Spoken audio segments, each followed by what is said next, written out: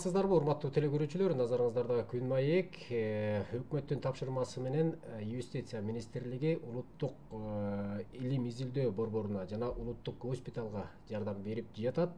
Медицина тармагына көрүлүп жаткан чаралар жана Юстиция министрлиги менен медицина тармагын бириктирген жагдайлар туурасында кеп кылуу үчүн биз студиябызга мейман чакырдык. Юстиция министрлигинин штаб катчысы Улукбек Календеров биздин студияда. Улукбек мырза, саламатсызбы? Хош келипсиз студиябызга. Эми бизге деле таң калыштуу болуп атат. Буга чейин деги ушул министрликтер структуралары өз алдынча иш алып барып, өз тармактары менен иш алып барчу эле. Бүгүнкү күндө ушул медицина жагдайга ылайык медицина тармагына баягы кол кабыш кылуу максатында структуралар бөлүнүп, премьер-министрдин тапшырмасы менен. Мына ушул сиздерге ушул улуттук илим изилдөө борбору жана улуттук госпиталь жардам берип жатырсыздар. Мына ушул сиздерди бириктирген жагдайлар туурасында айтсаңыздар, эмне жардам берилип жатат бүгүнкү күндө? Саламатсыздар, урматтуу телекөрүүчүлөр. Бүгүнкү күндөгү жагдайга байланыштуу өкмөттүн тиешелүү тапшырмасы келип түшкөн. Ал боюнча уюштуруу иштерин жана ошого байланыштуу материалдык техникалык жактагы бүгүнкү күндөгү мүчүлүштүктөрдү өз убагында жетекчиликке жеткирип туруудан дагы анын чечүү жолдорун оперативдүү колго алуу болуп эсептелген. Бүгүнкү күндө юстиция тармагы өзүнүн компетенциясында иш алып барып келген болсо, жагдайга байланыштуу бүгүнкү күндө тиешелүү буйрукту алып тапшырманын негизинде кабыл алып, биз менен чогуу тиешелүү кызматкерлерибиз тиешелүү жумуштарды алып бардык. Ал жерде биз биринчиден кислород концентраторлору менен камсыздоону, дары-дармектеринин запастары канчага жетет экен, буга чейинки болгон эгерде мүчүлүктөр болсо аны алдын алуу, жоюу боюнча келип жаткан бейтаптардын саламаттыгын өз убагында колдоп кетүү үчүн койка месталарды, орундуктарды өз убагында аларга токтоосуздан кирип жаткырып, биринчи медициналык жардамды берип, анан дарылоо иши үзгүлтүксүз уланууга, ошол эле учурда жарандарыбыздын ушул илдеттен кайтыш болуп кетүүсүнүн санын кескин азайтуу максатында, таптакыр жок кылуу максатында бүгүнкү күндө иш алып барылып атат. Ушул жагдайдан болдук. Ошол тапшырма берилген алгачкы күндөрдөн баштап эле биз кычкылтек концентраторлору канчалык деңгээлде жетишпейт, аны кандай камсыздоо, борборлоштурулган кычкылтек берүүчү баллондорду кандай жайгаштыруу, көбөйтүү, жеткиликтүү санда, реанимациялык блоктордун иштөөсү боюнча ал жерде түздөн-түз башкы врач, акыл чолпон кулович менен тыгыз иш алып бардык, дарылоочу врачтар менен тыгыз иш алып бардык.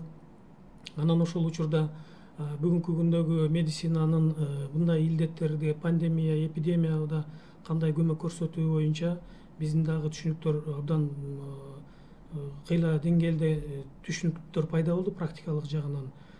Анан баса белгилеп айтып кете турган нерсе, медициналык кызматкерлердин бүгүнкү күндөгү оор акыбалын, ушул оор жумушту аткарып аткандагы кандай калк тарабынан мамиле жасалышын, бир гана өкмөт тарабынан, бир гана мамлекеттик органдар тарабынан эмес, жалпы эле коомубуз тарабынан медицинага болгон мамиле кандай болуш керек экендигин, элибиз тарабынан, ошол бейтаптардын тууган урук тарабынан кандай мамиле болуш керек экендигин ушул жакта да абдан жакшы түшүнүп калдык. Себеби бүгүнкү күндө биз пробация кызматы биздин министрликтин алдында өткөндүгүнө иш алып баргандыгын билесиздер. Ал жерде пробация алдында, көзөмөл алдындагы адамдардын жанагы дем өрчү топторунун арасында дагы бир алгылыктуу иштер жүрдү да. Ал жерде алар тарабынан күнүнө 150 порция врачтарга даярдалган тамак ашты берүү боюнча, анан дагы алардын ыктыярдуу топтордон бүгүнкү күндө санитар болуп иштеп аткандар бар. Ошол кислород баллондорун ташуучу, жүк ташуучу адам катары иштеп аткандар бар бүгүнкү күндө. Себеби бүгүнкү күндө өзүңүздөр билесиздер, айтпаса да белгилүү, буга чейин жанагы санитарлар же болбосо ошол жүк ташуучулар жанагы улайып жашы бир 50дөн ашкан кишилер болуп калыптыр. Алар жанагы коркунуч зонасына кирип калгандыгына байланыштуу алар өз жумуштарынан четтетип турууга же болбосо өз каалоосу менен арыз жазып кетип калууга мажбур болушкан дагы, ошондуктан бул жагында дагы өз убагында ушундай жардамдарды көрсөтүп калганга бир кандайдыр бир жардамыбызды тийгизип калдык деп биз өзүбүзчө бир аз көңүлүбүз толуп отурат, ошол жагынан жардам берип калдык деп. Ал эми ошону менен бирге биздин кызматкерлер дагы мындай апаат күндө мамлекеттик кызматкерлер деле катардагы жаран катары ошол апаат болуп жаткандагы көйгөйлөрдү алдын алуу максатында ушуну кандайдыр бир жардам берип калалы деген өздөрүбүздүн инициативаларыбыз болуп, өз чөнтөктөрүбүздөн же айлык акыбыздын эсебинен аз-аздан болсо дагы чогултуп, бир кыйла акча каражаты чогулуп калды. Ошого бүгүнкү күндө жанагы мамлекеттик каражаттарды лучше дары-дармекке кетирсин, жанагы коргоо костюмдарына кетирсин деген максатта биз жанагы сантехникалык дейбизби, ушундай техникалык бир мүчүлүштүктөр бул күндөрдө абдан эшиктери сынып кетет экен, бул дагы абдан чоң нерселер экен. Ошону өз убагында тендер өткөрбөстөн ушул жардам берип туруу максатында тез аранын ичинде дагы ошол санитардык техникалык каражаттарды биз ошол түз эле базардан барып сатып келип, акты менен тапшырып, ошол жердеги мүчүлүштүктөрдү оңдоого жардам берип жаттык. Дагы да жардам берип жатабыз. Анан жанагы ар эл болгондон кийин мындай апаат учурда мындай кандай дейбиз, паникага деп коебуз орусча айтканда, дүрбөлөңгө алдырып коет экенбиз. Албетте жакындары ооруп турса, оор акыбалда калып турса, ушундай бир дүрбөлөңгө алдырып койгон учурларда биздин медицина кызматкерлерине дагы бир аз орой мамиле кылып ала турган учурлар бар экен. Анан аларды алдын алуу максатында дагы биз түнкү саат 12-ге чейин жүрүп, көпчүлүк учурда кечинде түшүп аткан болду оорулуулар. Ошондуктан ошондой көзөмөлгө алып, ошондой нөөмөттө турганга туура келип атты, биз да байкап. Андыктан урология борборуна тиешелүү ошол эшигинин алдында кабыл алуу жериндеги адамдарды көзөмөлдөп туруу үчүн биз ал жерге жанагы камера наблюдение деп коебуз, ошондойду койдуруп бердик. Жанагы ал жерде звугу дагы, цветной баардыгын дана көрсөтө тургандай кылып, бул оорулуулардын дагы медициналык кызматкерлердин дагы коопсуздугу үчүн деп коюлган максат да болду. Бул абдан жакшы болду. Себеби бул ал портативдик, то есть ал камералардын негизинде главврач дагы бүгүнкү күндө өзүнүн кабинетинен отуруп, же болбосо дагы бир башка бир блокто жүрүп, мобилдик телефонунан интернет аркылуу көрө бере турган мүмкүнчүлүктөргө ээ болуп отурат бүгүнкү күндө. Ошол эле учурда Ички иштер министрлиги тарабынан дагы патрулдук милициянын ал жерде сөзсүз түрдө көзөмөлдө алып туруусун, нөөмөттө туруусун талап кылдык. Ал жагынан дагы камсыздап беришти. Себеби бул учурда ар кандай жеке машиналар, автоунаалар менен кирип, тез жардам машиналарын, унааларын бир тоскоолдук жаратпаш үчүн ошол тартипти дагы койдук да. Ошондуктан бүгүнкү күндөгү өкмөттүн чечими ар кандай сөздөр айтылышы мүмкүн, бирок абдан туура чечим болгон. Бул элибиз дагы, мамлекеттик кызматкерлер дагы уже элибизден чыккан, баардыгы түшүнүп, бүгүнкү күндөгү жагдайларды, эпидемиянын бул масштабтары кандай болуп калышы мүмкүн, ошондой чакырыктарга келечекте дагы биз даяр турушубуз керек. Мамлекеттик кызматкерлер, жалпы эле коомубуз, себеби ооруп жаткандар үйүндө дарыланып жатып албастан, кандайдыр бир оорунун себептери пайда болгон учурда дарыгерге кайрылып, же болбосо дарыгерлер көрсөтүп берген көрсөтмө менен дарыланып иш алып баруусу абзел экендигин биз бүгүнкү күндө көрүп отурабыз. Биздин элибиздин ичинен чыккан меценаттар дейбизби, демөөрчү топторго дагы абдан чоң ыраазычылык бул медицина кызматкерлерине жардам берип аткан учурда байкалды. Себеби биз бүгүнкү күндө сиздер ушу юстиция министрлигине ушундай улуттук госпиталды берилиптир, ошого байланыштуу деп бизде бир кислород концентраторун алып келип таштап кеткен досторубуз болду. Ушуну силер ошол урология жакта дагы абдан колдоочу катары ооруп жаткан адамдар көп экен, ошон үчүн силер ушуну берип койсоңуздар деп алып келип таштап кеткен бир концентраторду алып келишти. Анан бизде жанагы нотариалдык палатабызда ал жердеги биздин жеке нотариустар тарабынан жеке мына бул респиратордук бет каптар, ошол эле кычкылтек концентратору жана башка жанагы медициналык жанагы пульс оксиметрлер келип тапшырылып берилди. Ал дагы аны дагы биз өзүбүздүн министрликтин алдында системасына кирген ушу нотариалдык палатанын өкүлдөрүнө ошол жерде келип тапшырып келген өкүлдөргө дагы теңирээң ыраазычылык билдиребиз. Мындай учурда кандай гана болбосун, чоңбу кичинеби жардам, сапаттуу жардам, чын жүрөктөн берилген жардам жок эле дегенде жакшы жылуу сөз. Бул медицина кызматкерлерине дагы, ооруп жаткан жаран үчүн дагы абдан чоң бир өбөлгөсүн түзөт экен дагы. Ошон үчүн биздин коомубуздагы пикирлер, коомубуздагы бир муштумга түйүлө тургандай бир жакшы бир багытты алган бүгүнкү күндө ушундай чакырыктарга, апаттарга чогуу тура турган коомубуз бар экенине ынанып атабыз. Албетте ар кандай сыноолор болот, сындар болот, кемчиликтер дагы бар экенин көрдүк. Ал кемчиликтерди бирден бир максаты ушул премьер-министрибиздин өкмөттүн ушул тапшырманы бергендиги өз убагында деп аткандыгынын максаты ошол көмүскөдө калып кеткен уюштуруу же болбосо материалдык техникалык жактан медицина тармагындагы бардык көмүскөдө калып кеткен орчундуу бир жагдайларды бул алып чыгып көрсөтүү дагы болуп калды да. Ошол сиз айтып аткан ошол бардык медицина жаатында жетишсиз болуп аткан, бүгүн муктаж болуп аткан каражаттарды, медициналык жанагындай дары дармектерди алып берүү үчүн акча каражаты деген башка орунда турат да. Мына ушул канча акча буга чейин керектелди, анан мындан кийинки керектөө үчүн акчаны кайдан аласыздар эми мындан ары? Мамлекеттик бюджеттен пайдаланылабы же болбосо сиз айткандай жанагыдай колдоочулардын көмөгүнө таянасыздарбы же дагы донорлор барбы? Мына ушул туурасында айтыңызчы. Бүгүнкү күндө бул жагдай боюнча өзүңүздөр билгендей мыйзамга ылайык бүгүнкү күндө республикалык бюджеттен жана ошол эле учурда күндүзгү жана түнкү стационарларды уюштуруу боюнча жергиликтүү бюджеттерден уюштурулуп жатат.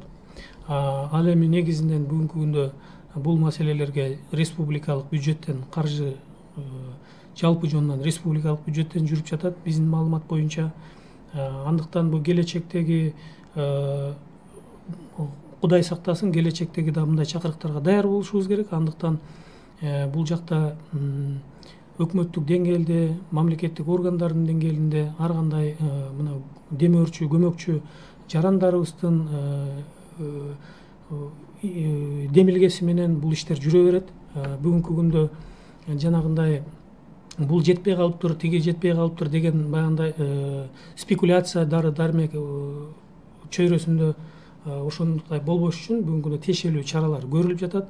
Буйруса ал маселелер өз убагы менен чечилип атат. Мына мен азыр келатканда башкы врач менен дагы жолугуп бир сааттай ал жерде вице-премьерибиз Акрам Камбаралиевич Мадумаровдун катышуусу менен дагы бир жолугушууларды өткөрдүк. Ал жерде бүгүнкү күндө дары дармек боюнча жетишпей калат, таңкыстык бар деген маселе жок, Кудай буйруса.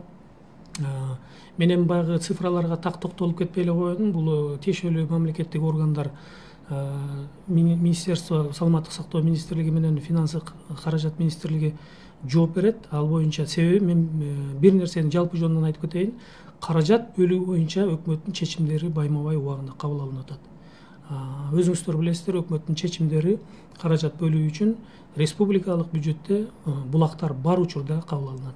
Сырт жактан дагы эл аралык донорлор деген бар. Анан деги эле ушул донор түшүнүгүнө келсек, юстиция министрлигин колдоп берем деген бир чоң донорлор бар бекен? Мындай байкап көрдүңүздөрбү? Юстиция министрлигин колдоп берем деген донорлор бүгүнкү күндө биз ал донорлор менен өз учурунда жанагы биздин өзүбүздүн компетенцияга кирген иштер менен иш алып барып атканбыз. Бүгүнкү күндө тиешелүү бир сүйлөшүүлөр биздин кайрылуулар болгон, иш жүрүп жатат. Анан аны бир жыйынтыгы менен болгондо дагы бир кошумча маалымат берсек деп ойлойм. Жана орто жерде мен сиздин сөзүңүздү бөлүп койдум эле. Жана ийгилик кемчиликтери арасында деги эле ошо медицина тармагынын ошолорду ичкериден байкоо максаты да болгон бул жерде депчи. Анан сиздер ушул жардам берип жаткан мезгилде ушул пандемиянын шартында эле медицина тармагындагы кайсы кемчиликтерди байкай билдиңиздер, кандай оор жагдайларга аралаша билдиңиздер, анан ийгиликтери кайсылар экен, мына ошолорду бөлүп караганга бир мүмкүнчүлүктөр болдубу? Мүмкүнчүлүктөр болду. Мен ийгиликтеринен баштайын. Ийгиликтеринен баштай турган болсом, бизди премьер-министр күндө өткөрүлүүчү штабтын жыйынында берген тапшырмаларын сапаттуу аткарыш үчүн бүгүнкү күндө берилген тапшырманы кимге кандай тапшырма берсе, ким эмне менен алек болсо, биз ошол нерсени так аткарышыбыз керек деп ойлойм да. Же болбосо аткара албайм деген сөз менен токтолуш керек. Андыктан врачтар чыккан күндөн баштап, обсервацияга баргандан баштап, аларды врачтарды ошол оорулуулардын койкасынын жанында аларды карап жаткан маалда гана эстебестен, бүгүнкү күндө премьер-министрдин тапшырмасы менен биз андан кийинки жагдайлар боюнча да иш алып барып атабыз. Себеби алардын ден соолугу кандай, ичип аткан тамак ашы кандай болуп атат, ден соолук маселеси. Себеби бул ошол кесиптин ээси болгондон кийин, Гиппократка ант бергенден кийин коомубуздун саламаттыгынын күзөтүндө тургандыктан, аларды биз эртеңки күнү дагы кийинки нөөмөткө барып кандай иштейт, ал жерде өзүнүн ден соолугуна оор келип калбайбы? Эгерде бизде ар бир врачка момунчадан оорулуу туура келе турган болсо, ар бир медайымга,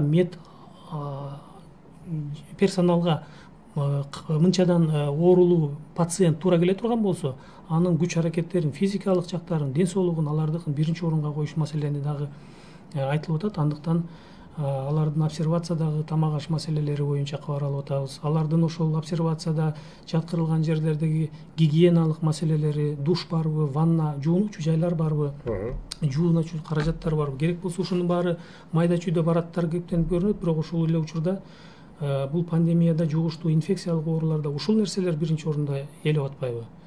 Андыктан бул жетишкендик катары ошол эле учурда ошол врачтардын биздин бүгүнкү күндөгү ушунчалык берилип патриоттук менен иштегендигине биз ынандык да. Себеби биз айтып атпайбызбы, жана санитар катары тигил красный зона деп коюп атабыз азыр медиктердин термини менен айтканда, жанагы өтө оор абалда жаткан бейтаптардын арасына кирип, жана санитар катары биз ыктыярдуу кишилерди киргиздик деп атпайбызбы? Биз ошолор менен сүйлөшүү жүргүзүп, өздөрүнүн алар чыгып айтып бергенде бизге эмне деп атат? Мен медицина кызматкерлеринин ар жактан ар кандай маалыматтарды угуп, эмне үчүн ушулар берилип жумуш кылбайт дегендей оюм болду эле дейт. Бирок мен ушунчалык бейтаптарга күйүп, слаженный деп орусча айтат, ушундай сааттай болуп аракет кылып ал жакта мага монтип кой, тигинтип кой деген маселелерге эч кандай дүрбөлөңсүз бардыгы жакшы болот деп ийкемдүү мамиле кылып аткандыгына мен бүгүнкү көрүп таң калып, мен бүгүн силерге эч кандай мындай кошумча алымчасы жок айтайын деп атат. Мен медиктерди, мен бүгүнкү күндө болгон оюм өзгөрдү дейт да. Себеби буга чейин мен кирерде мен ичим бир көрөйүнчү кандай экен деген да ой менен киргенмин дейт, чындыгын айтканда дейт. Андыктан бүгүнкү күндө ошол 6 саат бою резина костюмдарды кийип, туюк костюмдарды кийип, респираторлорду 2-3 кабат кылып тагып, ысыктын күнүндө тердеп, резина өтүктөрдү кийип туруп иштеп аткан бул өзүнчө бир өзүнүн нафсисине, өзүнүн мындай өзүмчүлдүгүн бузуп, ошол айткан сөзүнө бек туруп, улуттун саламатчылыгы деген мына патриоттук деп ушуну айтышыбыз керек деп мен айтат элем. Бул өтө чоң жетишкендигибиз. Ал эми ушул жетишкендигибиздин мүчүлүштүктөрү катары жанагы медициналык персоналды ошол эле учурда баягы тартыштык болуп калгандыгы, бүгүнкү күндө ошол мед персоналдын баардыгынын учету, анан алардын даярдыгы, ушуларды баардык учурда биз карап, көңүлгө алып турушубуз керек деген жагдайда. Каражаттар жагынан кемчиликтерди байкадыңызбы? Медициналык каражаттар жагынан жетишсиз учурлар көп эле бекен? Медициналык каражаттар жагынан мен жанагы бүгүнкү күндө баасы жагынан, коомчулук жагынан сөз болуп атат. Анан биз иштеп түз иш алып барып аткан жакта мен эми аптекаларды кыдырганга убактыбыз болбоду, мен жеке айтып кетейин.